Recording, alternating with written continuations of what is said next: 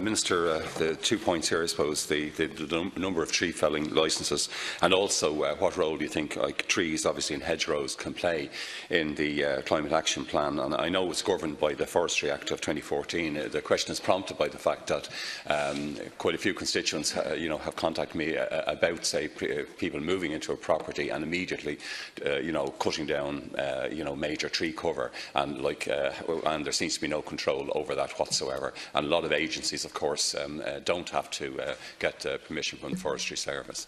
Thanks, Can. Minister's 2 minutes.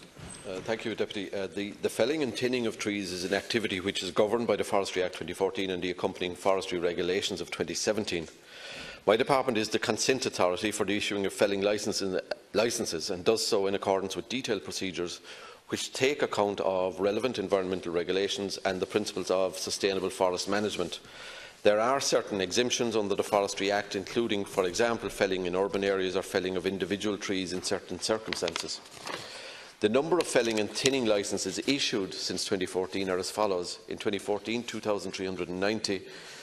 In 2015, 2,518. In 2016, 6,514.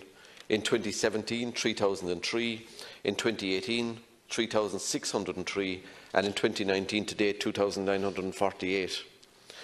It is not possible to give a precise estimate of the number of trees felled in any one year under licences. This will depend on the area of the forest being felled, the species being managed, the age of the crop, and the type and nature of or cycle of the silvicultural interventions. This is influenced by whether it is a first, second or later stage thinning or clear fell, and or whether the forest is managed under a continuous cover management system.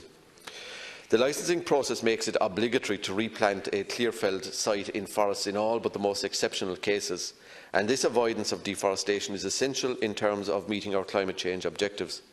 The Climate Action Plan 2019 recognises the key role of afforestation has to play in climate change mitigation, particularly through carbon sequestration.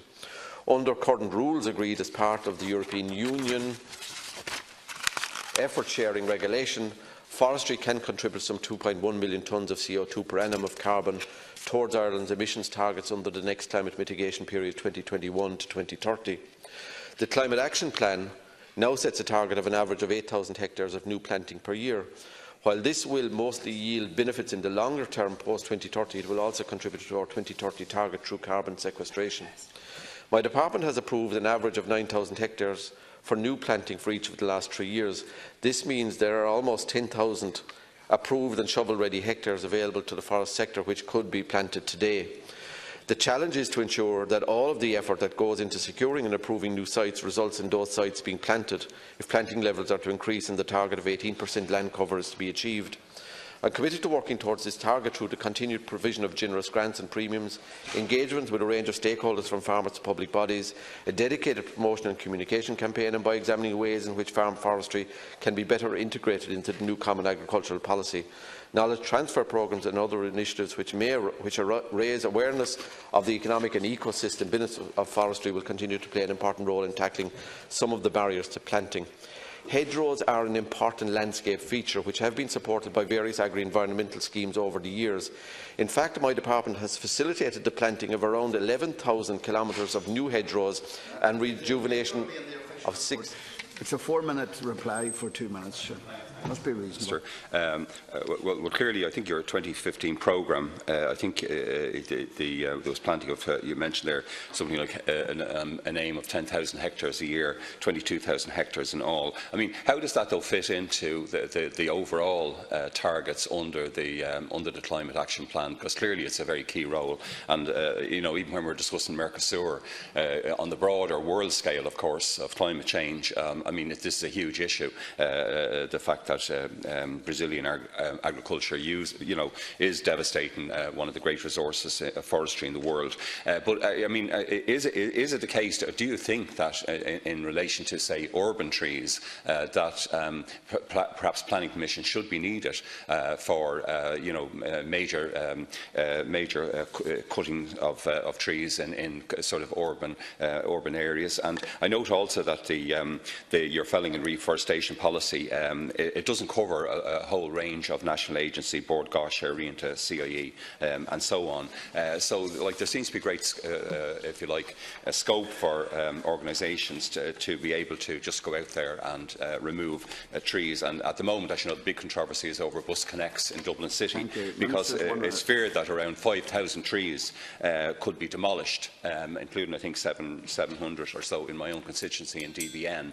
But again, it's a loss, obviously. Please. It's a loss of carbon sequestration and mitigation. Well, Deputy, you'll forgive me if I'm not familiar chapter and verse with bus connects, but I do think there is an increasing awareness in society generally and in public bodies of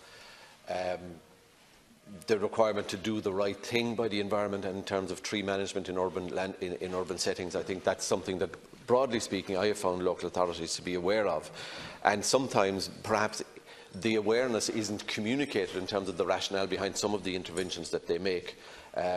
But just to come back to the Climate Action Plan and, for example, hedgerows, the Climate Action Plan commits to ensuring that local authorities extend hedgerow surveys nationwide, and once these are completed by 2020, the Government will commission a study to quantify the climate mitigation and adaptation potential of this resource by 2021. I think you're right to say that we are concerned that we are missing our afforestation targets, and we're anxious to see how we might make more progress in that area in the context of the next Common Agricultural Policy, because afforestation is a critical part of the Second supplementary. It is unbelievable, though, that we don't have.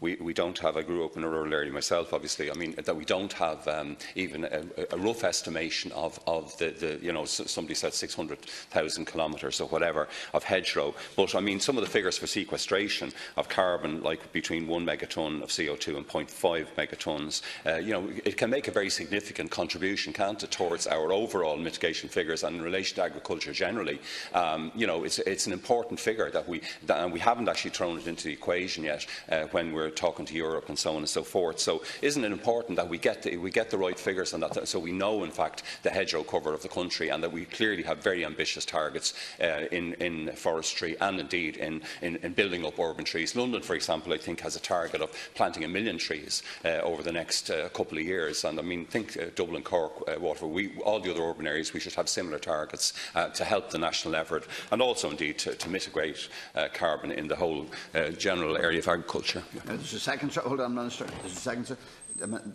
Deputy Hilary missed his priority on beef, but he tells me he has a short supplementary on forestry, and it has to be forestry. Thank you very much.